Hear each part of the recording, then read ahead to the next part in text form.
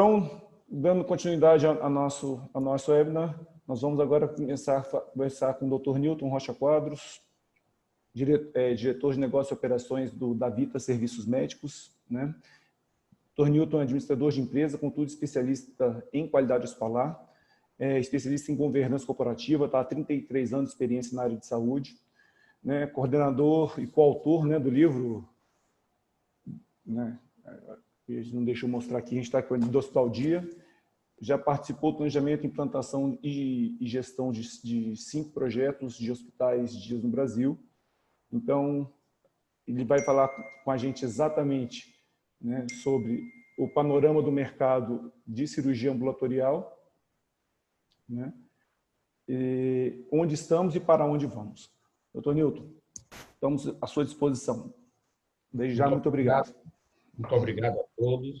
Eu parabenizo a criação dessa sociedade que tem um compromisso muito nobre e que tem um grande objetivo de fortalecer o conceito da grande cirurgia ambulatorial no Brasil. Tá? Então, vocês estão de parabéns.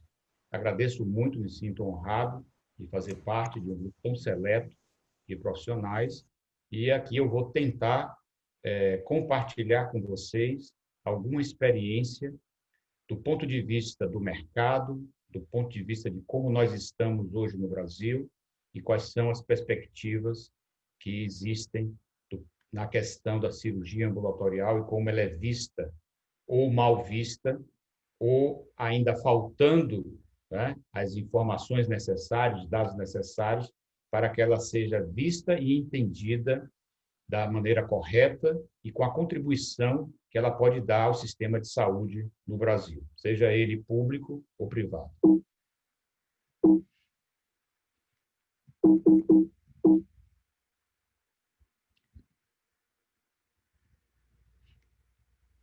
Um ponto muito importante e que nós estamos acompanhando esta evolução é que o Brasil ele foi estruturado na área da saúde com base no modelo hospitalocêntrico. Então, tudo convergia para estruturas hospitalares e o paciente ele não estava no centro das atenções. Tá? Então, a concentração dos procedimentos em ambiente hospitalar, procedimentos de pequena complexidade, de média complexidade, em ambiente hospitalar. O ambiente hospitalar, que é muito importante para o sistema de saúde, nós não vivemos sem as estruturas hospitalares, mas é uma estrutura cara e é uma estrutura que leva a pequena cirurgia a um custo mais elevado, e isso tem um caráter social muito importante. E, durante muito tempo, dentro do modelo fee-for-service, atualmente já com algumas mudanças em modelos de remuneração, como bundles, ou pacotes, ou até capitation, né? Já se busca alguma coisa diante da dificuldade econômica que o mundo vem passando, né? nessas últimas décadas, e, em especial, o que vivemos hoje com o SARS-CoV-2 e do Covid-19, que afetou a economia de vários países, e nós aqui no Brasil estamos sendo afetados duramente com essa pandemia. Então, nós percebemos a mudança, né, da saúde centrada nas estruturas, né, principalmente estruturas hospitalares, para a saúde centrada no paciente. O paciente como centro de atenções. Então, como vamos atender às necessidades desse paciente? Seja em serviços domiciliares, seja em cuidados ambulatoriais, seja também na estrutura de hospitais. E aí vem novos modelos, né? Novas estruturas, com custos menores, com qualidade e com custos menores. O custo sustentável, ele não pode agredir a qualidade. É necessário garantir a qualidade e ter a inovação e a redução de custo para permitir que mais pessoas adentrem ao sistema de saúde, seja público ou privado, né? Práticas médicas focadas muito do cuidado do paciente e também modelos mais inovadores de pagamento, como o que eu citei, por banda, procedimentos padronizados, e uma maneira mais organizada e controlada para que a relação entre o prestador de serviço e o comprador de serviço possa acontecer de uma forma com menor atrito e com maior compartilhamento de interesse. Durante muito tempo, eu diria até hoje, essas duas partes se colocam como adversários. E isso é um grande engano. Nós estamos no mesmo sistema, né? Se acontece o degelo no hemisfério norte, nós vamos sentir aqui. Nós vivemos em um sistema. Então, pensar que uma ação não reverbera em outra, isso não há mais como conceber modelos como esse. Tá? E aí tem uma coisa, tem uma questão que se diz que nós tratamos com pressão dos custos de saúde. E aí nós temos uma inflação específica do custo de saúde, é um indicador específico que mostra a variação muito acima dos indicadores governamentais ou de instituições não governamentais, quando comparamos a inflação oficial ao custo da assistência médica hospitalar, e vemos que a tendência ela é crescente, não há uma tendência de equilíbrio, e isso se agrava com o envelhecimento da população, principalmente com doenças degenerativas e cuidados muito mais amplos, muito mais críticos para esses pacientes. E aí eu vou dizer transplantes, pacientes com comorbidades graves e até pacientes terminais que precisam de ter todo o suporte, né? Mas o sistema ele precisa se readequar, principalmente na sua estrutura de custo, para permitir que este segmento possa também ser atendido de uma maneira adequada. Tá? E, no primeiro gráfico, mostra os gastos mundiais em saúde, né? Brasil, o que era em 2013, olha o avanço Brasil 2020. E aonde estão os Estados Unidos. Tá? Estados Unidos é uma situação à parte, porque tem uma medicina muito voltada para a questão defensiva, tá? Então, é uma característica muito própria desse país. Mas quando nós começamos a estudar modelos europeus, né, verificamos que há uma organização mais adequada entre atenção primária, atenção secundária, atenção terciária e quaternária. E aí é possível ver a jornada de cuidados com a saúde desse paciente, onde se pretende uma organização desse caminhar do paciente, né? Priorizar a atenção primária, né? Ter uma integração adequada com a atenção secundária e, quando houver a necessidade de uma intervenção cirúrgica, esta intervenção cirúrgica seja feita no ambiente mais adequado possível. Em mercados maduros, né? Em mercados como nos Estados Unidos, na Espanha, no Reino Unido, onde já existem regulamentações sobre hospitais dia, né? Sobre os Ambulatory Surgery Center, o Day Hospital ou One Day Hospital, tá? Eles já evoluíram muito, ao ponto do Medicare, Medicaid, autorizar diversos procedimentos apenas em Ambulatory Surgery Centers. Então, o governo já faz uma regulamentação determinando que alguns procedimentos, e dependendo da elegibilidade do paciente, sejam realizados em ambiente ambulatorial. Quando o governo está olhando isto, e nos Estados Unidos existem certificações para unidades ambulatoriais, classificações para unidades ambulatoriais, e não é fácil ter essa certificação, né? Porque há uma ciência integrada, por isso que nós não podemos confundir o que é um Ambulatory Surgery Center com uma clínica que faz procedimentos, né? Como nós conhecemos aqui no Brasil. Então, nós estamos falando de coisas diferentes e é importante que as pessoas percebam essa diferença. Tá? Então, o nível de segurança para o paciente, o nível de controle de eventos adversos, o nível de controle de infecção, tá? E todo o trabalho para se evitar as más práticas, né? É extremamente rígido para que haja essa certificação e essas estruturas possam atuar junto ao Medicare e Medicaid. Tá? E é óbvio que essas estruturas cresceram muito nos Estados Unidos, né? Existem alguns grupos que eu vou citar posteriormente, não com 1, 2 ou 3, mas com 50, com 100, com 160 unidades integradas, numa visão de rede.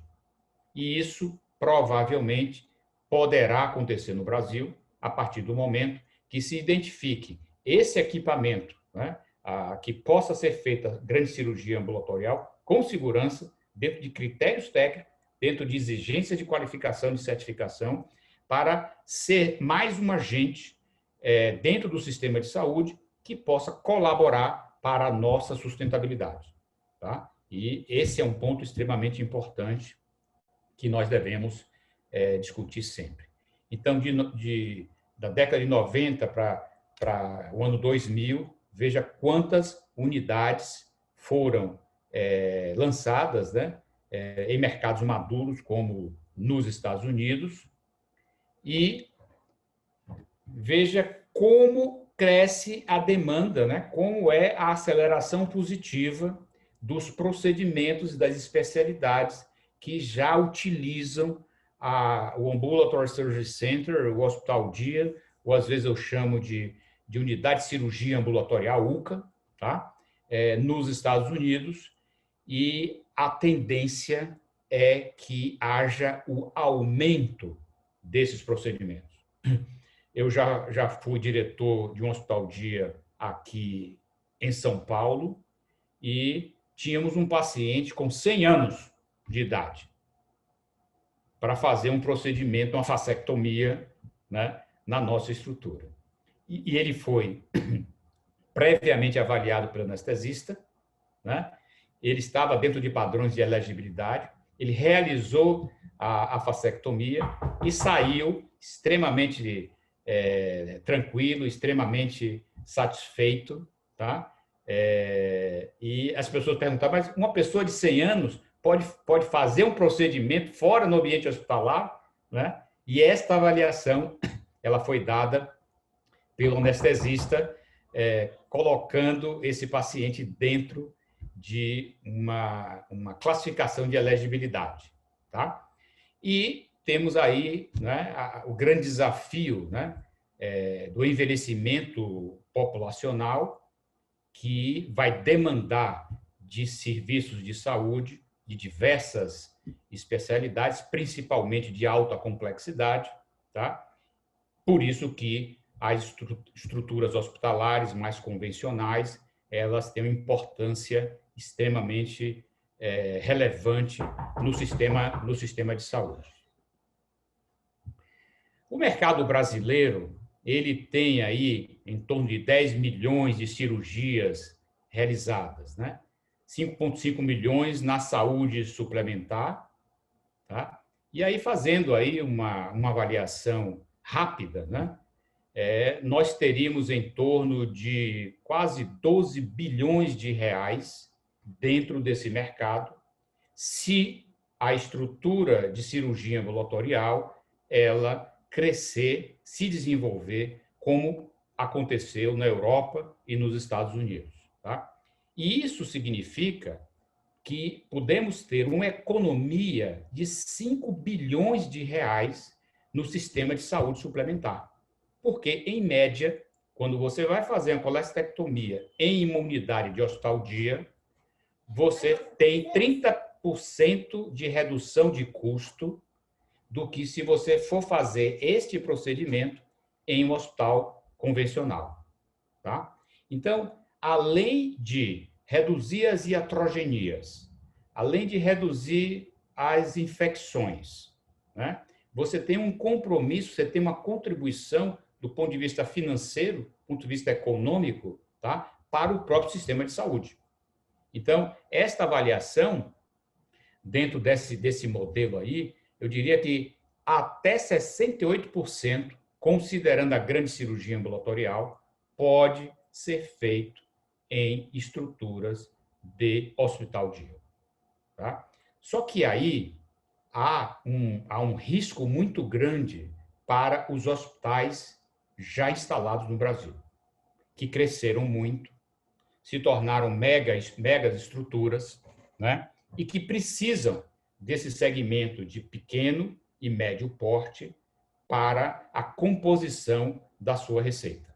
Tá? Então, aí existe um ponto muito sensível, mas que nós não podemos parar esta evolução natural da cirurgia e da grande cirurgia ambulatorial, e há necessidade dos grandes hospitais se adequarem e se prepararem, como os hospitais norte-americanos se prepararam, para se tornar hospitais especializados ou se tornar hospitais para a grande complexidade, para os pacientes que precisam de uma atenção muito mais técnica, muito mais específica, né? De maior permanência.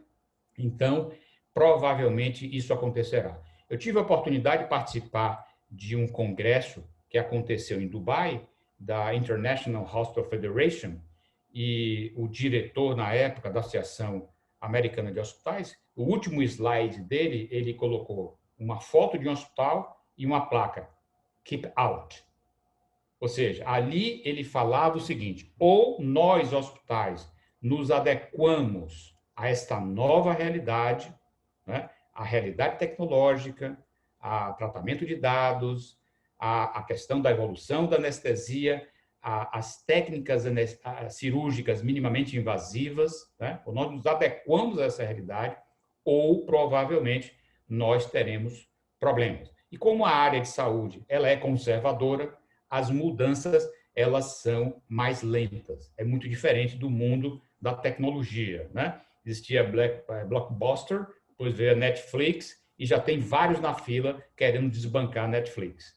Então, o mundo da tecnologia ele é muito mais rápido do que o mundo da saúde. Mas, como eu falei no início, se nós colocarmos o paciente no centro das atenções, nós temos que buscar o que é melhor para o paciente. Então, se eu sou paciente, tenho um problema no meu aparelho digestivo, preciso fazer uma colonoscopia. Eu prefiro fazer essa colonoscopia em uma estrutura de hospital-dia, onde eu terei o acompanhamento do anestesista, onde eu farei o procedimento, e se tiver algum efeito adverso, se tiver algum problema, eu terei o suporte adequado naquele momento. Tá? E isso também para a área da odontologia, porque evoluiu muito a cirurgia odontológica, né?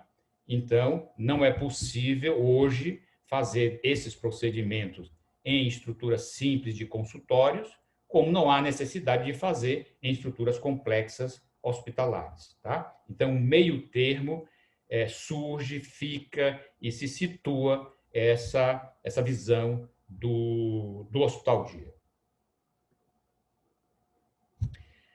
Aqui nós temos, né, alguns dados, né? O Brasil pode chegar no máximo aí a 23%, os Estados Unidos 60%, a Grã-Bretanha 75%, tá? E um dos pontos principais que precisa ser discutido com os pagadores, né, com as operadoras, é que o custo de uma estrutura de um hospital-dia, e eu não estou me referindo aos honorários médicos, porque eu defendo, inclusive, que os honorários médicos numa estrutura de hospital-dia deveriam ser superiores. O custo para você manter essa estrutura, ela é, no mínimo, 30% menor. Tá? Então, ela faz com que o procedimento caia o seu preço. E se nós temos nós temos a condição de oferecer um procedimento mais competitivo, nós estamos colocando mais pessoas na sala. Tá? Por isso que tem um efeito social e tem um efeito de sustentabilidade para o sistema de saúde. Com a pandemia, praticamente todas as operadoras lançaram planos de saúde com custos mais competitivos. E dando relevância à atenção primária e tentando fazer a conexão da coordenação do cuidado com a atenção secundária. Tá? Então, essas não são mais tendências. Isso já está acontecendo na prática. Tá?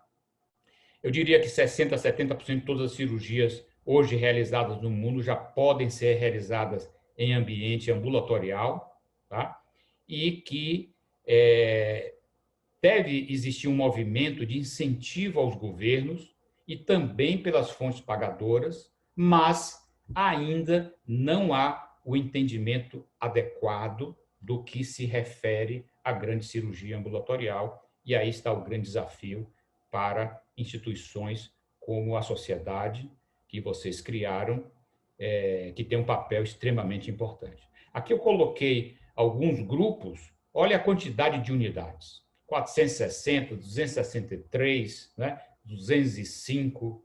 Então, nós temos esta visão e podemos dizer o seguinte: quando nós, Brasil, chegaremos aí? Ou se essas grandes estruturas norte-americanas virão ao Brasil, tá? E eles vão montar essas estruturas.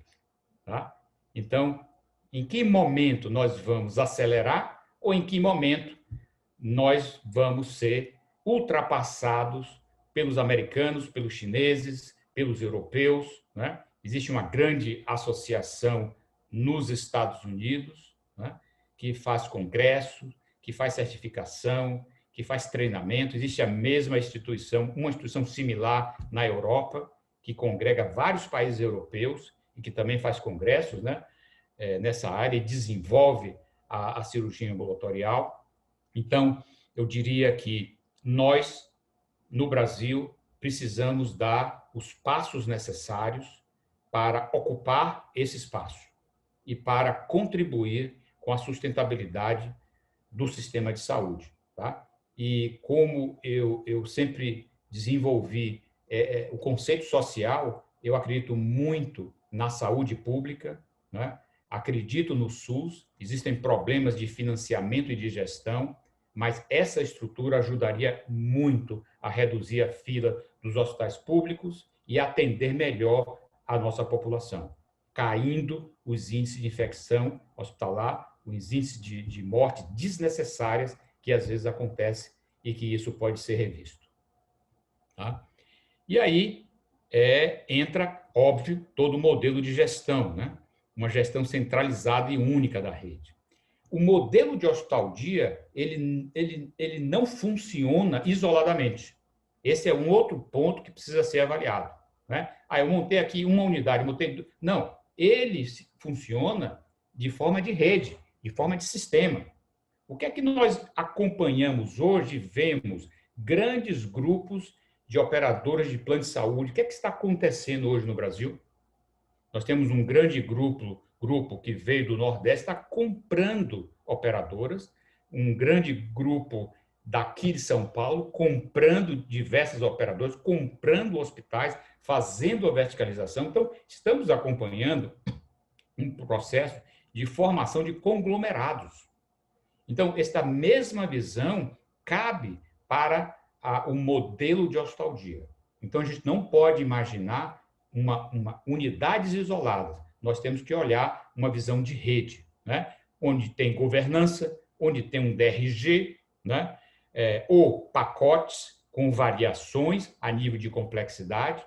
Você pode, por exemplo, fazer um compromisso com a operadora de fazer a hérnia inguinal, e se houver recidiva, isso está dentro do pacote, porque você se compromete com o valor que você entrega, né?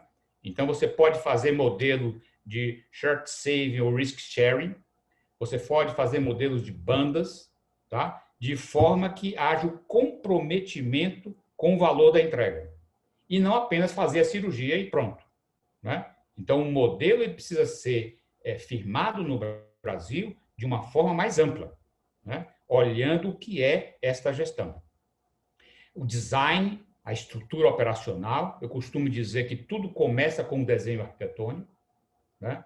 Todo projeto, todo plano de negócio que você for fazer para uma estrutura hospitalar, especialmente o Hospital Dia, começa com o desenho arquitetônico, e não são todos os escritórios de arquitetura que conhecem a estrutura de cirurgia ambulatorial, né? Não dá para pedir, olha, vou pedir aqui ajuda a João, a Maria, a José, não é assim, né? É um conhecimento específico, porque nós estamos falando de áreas menores, né? Eu diria que uma grande unidade pode estar em 2.500 metros quadrados, uma unidade de médio porte até 1.500, uma unidade de pequeno porte de 500 a 700 metros quadrados, e isso tem a ver com o número de salas, com o número de cirurgias e com a sobrevivência dessa unidade, tá? Não dá para fazer uma unidade com uma sala, com duas salas, ela não é viável economicamente. Então existe um know-how para se montar essa estrutura. E existe também as multiespecialidades. Eu tive a oportunidade de implantar e trabalhar com hospitais dia de múltiplas especialidades, mais de 27 especialidades, mais de 700 tipos diferentes de cirurgias, tá? E existe aquela que é uniespecialidade, como oftalmologia, que se destacou muito. A oftalmologia, com o avanço das cirurgias do segmento anterior e posterior, né? Então, houve fortemente o avanço tecnológico e das técnicas cirúrgicas, tá? Ela saiu da estrutura hospitalar, foi para a estrutura específica de oftalmologia, e nós temos hoje hospitais de oftalmologia que fazem os procedimentos com toda a segurança e já estão crescendo na estrutura de rede, né? Transparência no relacionamento com os médicos, operadoras e fornecedores. Eu tenho muitos amigos médicos que diziam o seguinte: olha, eu passava 8 horas no hospital, 6 horas esperando minha vez. Aqui eu resolvo tudo em 3 horas e vou embora, vou fazer alguma coisa, vou para o cinema, saio com minha esposa, dou uma volta com meu filho, ou seja, eu reduzi o meu tempo aqui. Eu produzo mais em menos tempo, tá? Então, não dá para concorrer com a pequena e média num hospital que precisa, que tem uma emergência, que pode ter um politraumatizado, ou pode ter um infarto, um paciente que infartou e que precisa entrar, ou que naquela sala houve uma cirurgia extremamente infectada, tá? E você cria um risco desnecessário, tá? O monitoramento da alta, isso é muito importante, porque eu comentei sobre a importância também da estrutura da anestesia, que deve seguir protocolos rígidos, muito rígidos, tá? E a avaliação e compartilhamento de dados. Nós temos que provar que nós somos mais competitivos e que nós somos tecnicamente melhores, com o desempenho técnico superior, tá?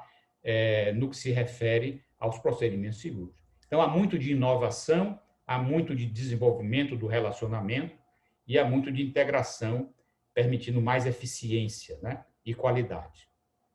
Então, esses são os tópicos, né, que eu gostaria de colocar nesse momento, e fico aí à disposição para compartilhar algumas ideias e ouvir também a experiência de vocês.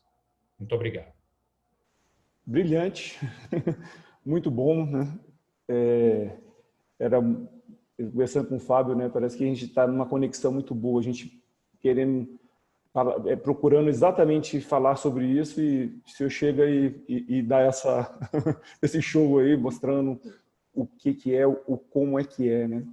Era o que a gente esperava. Eu tive a oportunidade de visitar alguns serviços de hospital dia, e realmente é exatamente desse jeito. Ele tem que ser um relógio suíço, né? Ele tem que estar ele tem que funcionar muito certinho para ser uma coisa efetiva, produtiva, né? Então, eu queria só entender uma coisa. Quando o senhor coloca que você tem que diminuir custos sem perder qualidade, como é que a gente contrabalanceia isso? Porque quando a gente pensa em qualidade, a gente pensa em alguém de custo. Vai ter que ter mais monitores, vai ter que ter mais papel, mais...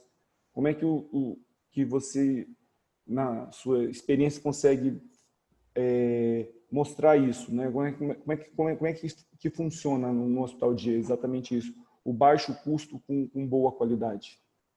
Em primeiro lugar, é necessário que a gente divida o que é o CAPEX e o que é o OPEX, né? Então, quando nós analisamos o CAPEX, que são todos os investimentos que devem ser feitos, de ordem imobilizado, estruturas, armários, instrumentais cirúrgicos e equipamentos, nós não podemos correr o risco de não investir adequadamente, em especial em equipamentos médicos. Então, o carro de anestesia, né? Nós temos que ter o melhor carro possível. O bisturi elétrico, para não fulgurar na hora que o profissional está próximo ao paciente. Tem que ser da melhor qualidade, né? Os instrumentais cirúrgicos tem que ser da melhor qualidade. Os monitores, né? A torre para fazer as laparoscopias. Então, há uma série de equipamentos, materiais médicos que nós não podemos economizar, e isso está no CAPEX.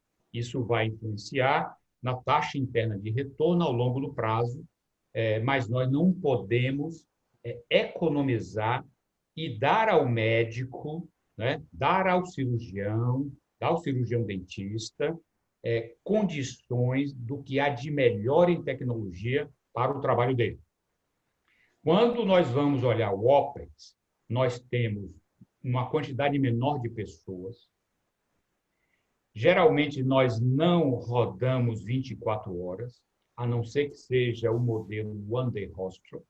Eu já rodei só 12 horas, com uma experiência de quase 100 mil procedimentos cirúrgicos, e já rodei 24 horas, com a experiência de quase 55 mil procedimentos cirúrgicos, sem nenhum óbito, tá? Especificamente dentro das unidades. E quando eu rodava como One Day Hospital, eu só tinha 26,3% de pacientes que precisariam do pernoite. E uma boa parcela desses pacientes poderiam fazer o pernoite em domicílio, né? Porque ainda há um pouco da visão do médico que o paciente precisa ter ainda um acompanhamento em ambiente hospitalar para a questão de dor, um sangramento ou alguma coisa dessa natureza. Então, uma cirurgia otorrinolaringológica, né? Uma septoplastia com turbinectomia, com sinusectomia, então, com a possibilidade maior de sangramento, há um risco. Então, vamos deixar o paciente internado para ter um controle maior. Mas, de qualquer maneira, nós vamos ter uma quantidade menor de pessoas. Então, o percentual de headcount sobre a receita é bem menor se compararmos com a estrutura hospitalar. O espaço físico é menor, né?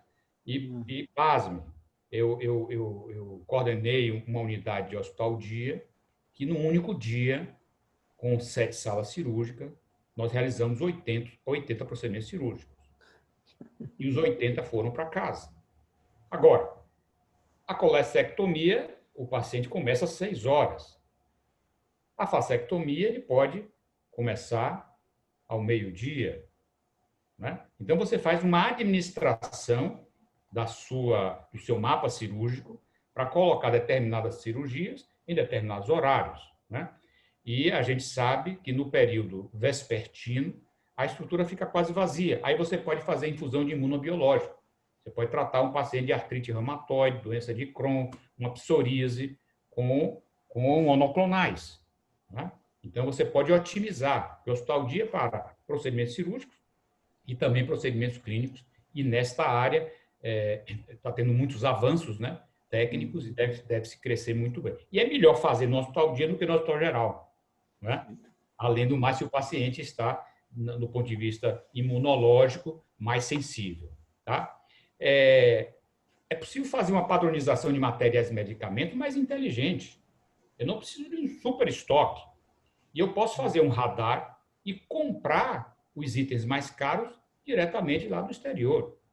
Com isso, eu reduzo legalmente a carga tributária, tá? Que é alta e que deveria ser mais baixa se tratando de saúde e educação, né? Nós queremos ter um país forte, nós temos que investir, dar condições para a educação e dar condições para a saúde, né? Para que essas duas áreas possam ficar mais fortes e sobreviver, contribuir com a população. Então, quando fala-se em OPEX, eu tenho como reduzir muito esse custo, tá certo? E geralmente tem um outro ponto que é muito importante. O hospital dia não tem desperdício. Não tem desperdício. E este conceito precisa estar na cabeça do anestesista, na cabeça do cirurgião, na cabeça da enfermagem. Tá? É como a gente compara um avião. Né? Os espaços são menores, está tudo compacto, tudo organizado, você tem lá a sua estrutura já planejada. Então, é possível, sim, ser mais competitivo, com qualidade. Perfeito. Uma colocação, Fábio? Tem 1000 colocações, né? Colocações e perguntas, e enfim, eu não vou deixar de aproveitar, né, o Dr. Newton aqui com a gente. Bom, vou começar por um comentário, né, Dr. Newton, assim, foi brilhante sua apresentação, e é muito bacana a gente ver, né, que, de certa forma, estamos realmente todos nós perseguindo um objetivo muito comum, que é o objetivo da deshospitalização. Antes de mais nada, é isso. E me parece um momento muito propício, né, que, paradoxalmente, claro, ninguém desejou que houvesse a pandemia da Covid, mas ela vem para nos colocar em questão a nossa ideia de que o hospital tem o monopólio da segurança quando se trata da condução do paciente. Ou seja, o paciente pode e merece ser conduzido com muita segurança em ambientes extra-hospitalares, e a gente precisa tirar, né, da condução do paciente tudo aquilo que o paciente que o hospital oferece, que o paciente não precisa. Seja uma péssima refeição, seja uma péssima noite de sono, sejam custos proibitivos relacionados ao financiamento de um robô, de uma UTI, de uma estrutura, de um refeitório que precisa servir refeição para 1000 funcionários por dia. Então, há muita, digamos assim, gordura na conta hospitalar que vai ser dividida necessariamente para os procedimentos que têm potencial de se tornarem ambulatoriais, que são 70% a 80% de todos os procedimentos cirúrgicos hoje realizados eletivamente no hospital, e que estão ali dividindo as suas atenções com aquele paciente que esse sim, de fato, deve ser hospitalar. E você tocou em pontos que eu acho que são, e me alegrou demais o coração, porque eu também, antes de mais nada, sou um médico também do SUS, como o Pablo é. Aliás, nós trabalhamos no mesmo hospital. E nós acreditamos muito também, eu acredito muito na saúde pública.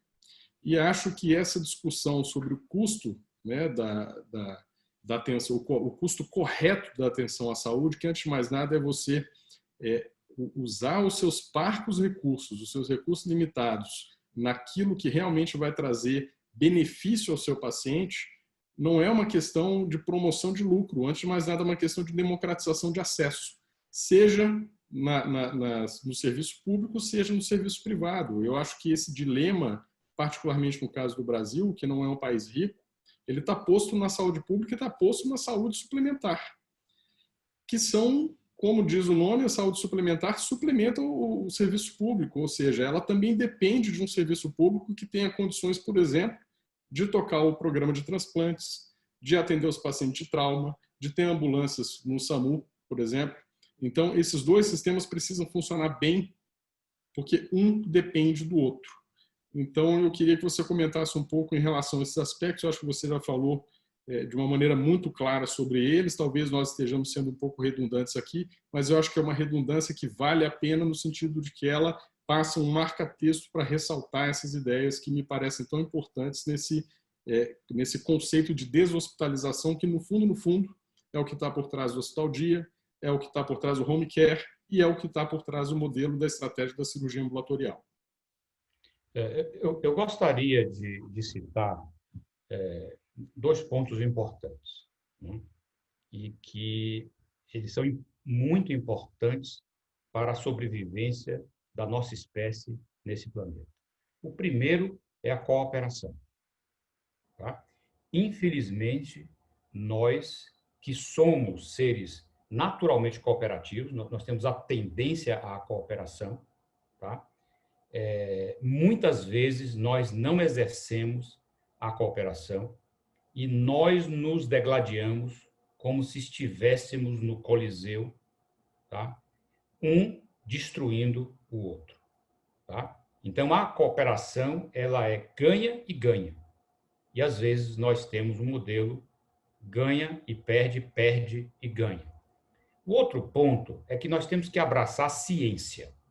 Nós não temos que abraçar a filosofia, nós não temos que abraçar o que a gente pensa, nós não temos que abraçar o nosso time, nós temos que abraçar a ciência. Tá? Olhar a ciência de uma forma cooperativa. Tá? Se nós caminharmos por esses dois pilares e olharmos a saúde, tá?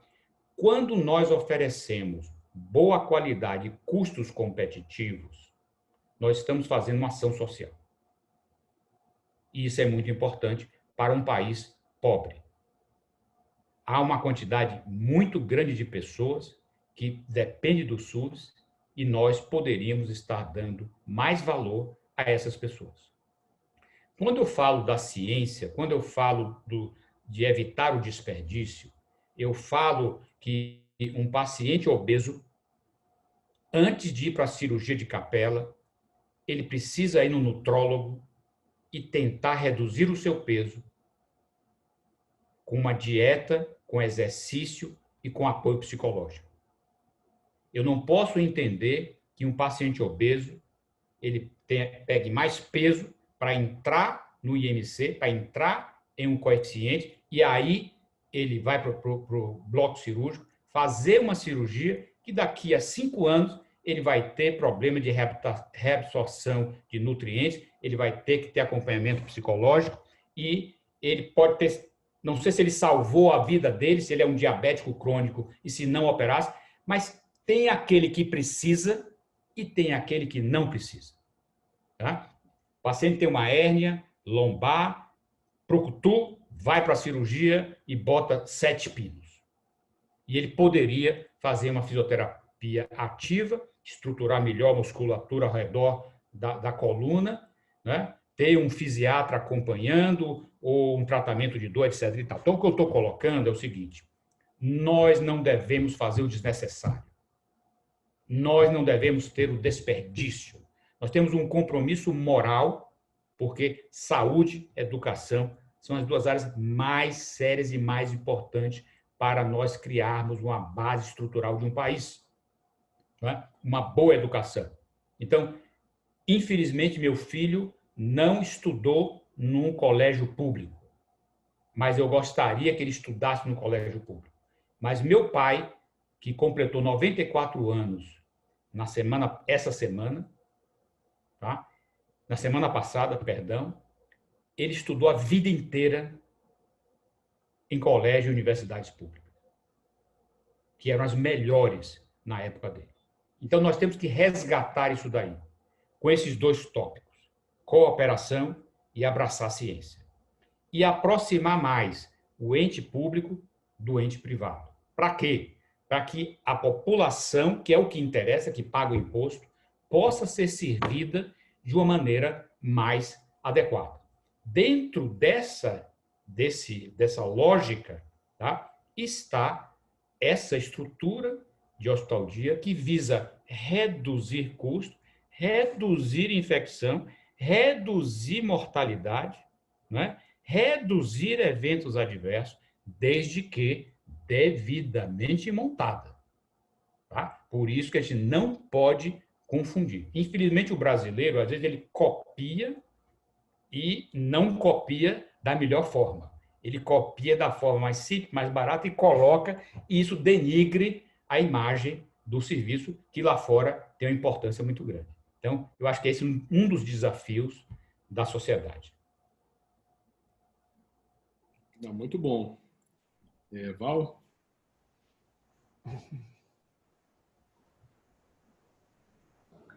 Doutor, gostaria de te agradecer também, excelente, assim, inspiradora demais a sua palestra, foi muito bom te ouvir e ouvir sua experiência também como cirurgiões dentistas, né, que muitos colegas acham que o dentista não cabe nesse ambiente de cirurgia ambulatorial, e eu acho que cabe muito e a gente só não sabe ainda. Então, acho que quando a gente tem um ambiente adequado para a gente, principalmente isso que você falou de equipamentos de ponta ali prontos para a gente entende que é confortável também sair do nosso consultório e é muito mais seguro e confortável para o paciente ele estar ali amparado com uma equipe toda preparada para receber ele e a gente com todo o equipamento que a gente teria à nossa disposição ali, né? Então, é isso aí, a gente prezar pela qualidade sempre, né? E tentar deixar isso mais acessível para o paciente. Perfeito. Excelente. E eu acredito muito, né? Não na cirurgia como uma foto, mas na cirurgia, no processo como um filme. E aí você tem o papel da psicologia, você tem o papel da nutrição, né? Quantos estudos já foram realizados da importância da nutrição adequada no pré e no pós-cirúrgico para uma recuperação mais rápida. Então, o que nós temos que ter em mente é qual é o modelo que garanta segurança para o paciente, que é o primeiro ponto, né? Qualidade da assistência, e que ele fique menos tempo possível dentro de um hospital ou em casa, que ele possa voltar à sua atividade. Agora, imagine os profissionais da sua área tendo que estruturar os seus consultórios, comprando diversos equipamentos, correndo um risco de uma parada cardíaca, tendo que ter um custo maior com um anestesista acompanhando, né? Como é que você vai monitorar? Então, um evento adverso ocorrendo em um ambiente que talvez não tenha essa estrutura é um risco muito grande. E aí são investimentos que são feitos desnecessariamente. Então, esses investimentos podem convergir para uma estrutura que dê esta condição e que seja montada nessa base. Agora, sempre com visão de qualidade, tá? Com a visão de compromisso de segurança do paciente. Então, não dá para brincar com isso. Não dá para fazer de qualquer jeito, tá? Assim como não dá para você ter numa cidade 8, 9 grandes hospitais concorrendo com as mesmas áreas. Um faz cardiologia, o outro faz cardiologia. Olha, vai se produzir paciente com as cardiopatias para atender a tanta oferta. Não é possível.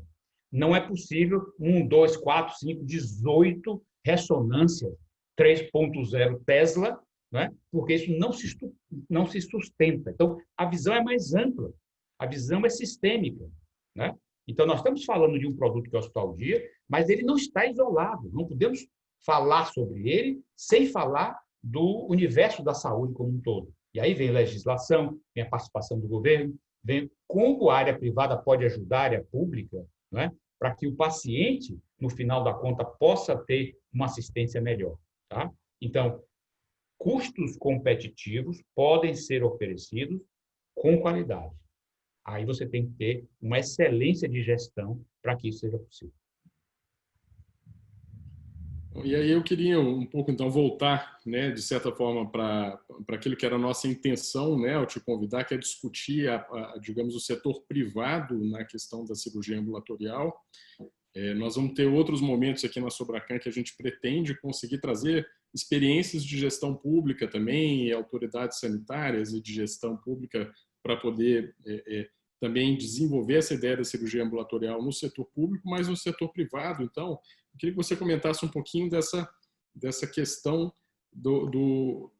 da possibilidade de empacotamento de serviço. Por que isso aí é um modelo interessante dentro da cirurgia ambulatorial? Quer dizer, será que porque na cirurgia ambulatorial você trabalha com pacientes que têm um desfecho clínico mais previsível, porque você consegue talvez avaliar melhor e selecionar melhor esses pacientes dentro de protocolos mais bem definidos e, portanto, eu sei que aquele paciente muito provavelmente vai evoluir recebendo alta no mesmo dia, com um desfecho favorável daquele procedimento, e dessa forma eu consigo também ter um pouco mais de controle sobre o meu custo. e a partir daí eu consigo empacotar sem correr o risco, por exemplo, de não conseguir fechar minha conta. Então, de que maneira que o empacotamento dentro da filosofia da cirurgia ambulatorial, quer dizer, da estratégia da cirurgia ambulatorial, oferece também às prestadoras, ou seja, quem paga a conta, sejam as operadoras de saúde, sejam os próprios pacientes, nesse mercado privado que a gente sabe que existe e que talvez cresça, desses pacientes que cada vez menos têm acesso aos procedimentos de menor complexidade dentro do setor público e que não têm que, por alguma razão, ou porque estão perdendo seus empregos, porque estão perdendo acesso aos planos de saúde, mas ainda estão desembolsando porque estão sofrendo com aquela situação, né, e precisam de uma cirurgia, por exemplo, e talvez o modelo da cirurgia ambulatorial seja o modelo ideal para esses pacientes também. O que você acha? Eu vejo assim, cada paciente é único, cada ser humano é único. Então, eu tive conhecidos que pegou Covid e teve o pulmão comprometido em 70% e veio a óbito. E eu tive também amigos que teve o Covid de alguma forma mais branda, ou a estrutura genética dele teve uma resistência maior, e ele ficou em casa durante 2 semanas e saiu bem, não saiu com fadiga, não saiu com absolutamente nada, né? Eu fiz um projeto em Angola e contraí malária, né? Peregrinando nos hospitais, eu contraí uma outra infecção que até hoje não sei qual foi. Então, eu tomei o Coartem para malária, tratei da malária, mas depois eu tive uma outra infecção, passei 45 dias prostrado na cama. Então, cada indivíduo, óbvio, tem um comportamento distinto. Mas vamos imaginar uma cirurgia, uma cirurgia de joelho, né? Você tem um controle maior, você faz a avaliação da legibilidade do paciente, né, que é feito pelo anestesista, além do seu cirurgião ou do seu cardiologista. Então, ele é apto para fazer essa cirurgia dentro do ambiente hospitalar, tá? Vem um ponto muito importante, chama-se educação do médico. O médico precisa entender que o processo de determinação de protocolos, ele é extremamente importante para a definição que a Comissão de Controle de Padronização de Materiais e Medicamentos possa ter, tá? E de como nós podemos fazer o uso daquilo que é necessário. Se eu preciso de 5 luvas, são 5 luvas. Se eu preciso do instrumental tal, é instrumental tal. Então, é possível e é necessário que haja esta padronização. Então, eu costumava iniciar o dia cirúrgico com todas as cirurgias, com todos os materiais e medicamentos, dentro de protocolos aprovados pelos médicos, tá? Em caixas, e estava tudo pronto. Então, não é aquele supermercado, me deu o Catiguti cromado, me dê agora o Polivicrio, agora eu não quero o Edwin, eu quero o Johnson, eu quero isso, eu quero aquilo. E aí, você não tem um controle, e aí você tem uma cirurgia que custa isso, uma cirurgia que custa isso, tá? E você não pode criar um padrão com isso. Então, o primeiro passo é tentar criar o padrão, considerando que há características específicas de paciente para paciente, né? Mas, do ponto de vista cirúrgico, é mais fácil, né? Não é tão difícil você criar este padrão. Aí tem o papel importantíssimo da enfermeira, né? Que ajuda o médico a ter esta conduta padronizada, tá? E utilizar técnicas. Eu tinha um amigo que é anestesista e o outro que era ortopedista que fazia joelho. Então, ele fazia guiado por ultrassom, ele fazia a punção exatamente no nervo, né, no tendão específico. Com isso, ele sentia menos dor no pós-cirúrgico e saía mais cedo, tá? Então, toda vez que você fica mais tempo, você consome o tempo do hospital e fica mais caro. Você toma medicação, etc. e tal. Então, é como se fosse um avião. Você entra, senta, vem a aeromoça, lhe dá o kit do alimento, depois toma. Tem que ter uma lógica que não pode ser eu faço tudo, eu quero tudo. Tem que ter uma disciplina, tá? E a disciplina começa com os protocolos. Como eu vou atender um paciente com a neoplasia de mama?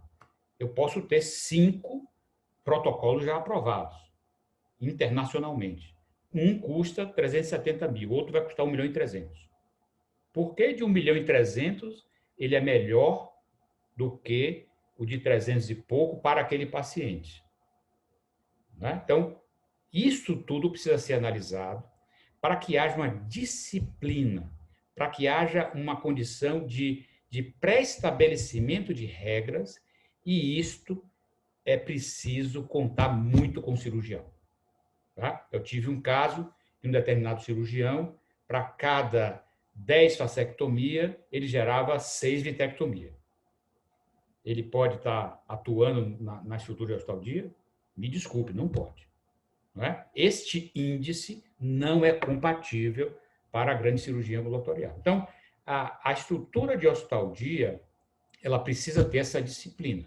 E ela precisa contar com o apoio dos profissionais médicos, dos profissionais cirurgiões, dentistas, para seguir um protocolo, para olhar processos. Né? Então, assim, eu faço uma mama em 3 horas. Não, mas eu faço uma mama em 8 horas. Não dá.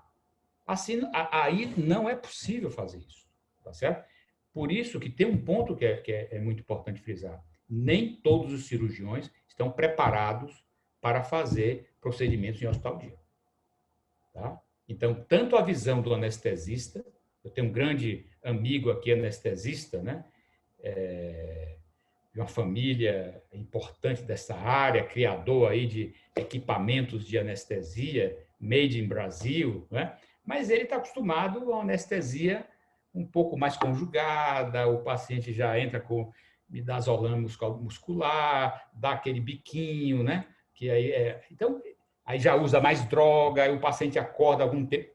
Este modelo não funciona na grande cirurgia ambulatorial. Então, existem critérios, e esses critérios precisam ser seguidos. Então, acabamos de assistir a palestra de cirurgia ambulatorial no Brasil, onde estamos, Dr. Newton Quadros. Belíssima, muito obrigado, Dr. Newton. Foi assim, muito enriquecedor. Nós estamos aqui babando aqui louco por discutir mais, poder falar mais, tá bom? Muito obrigado e vamos seguir para uma próxima. Um grande abraço.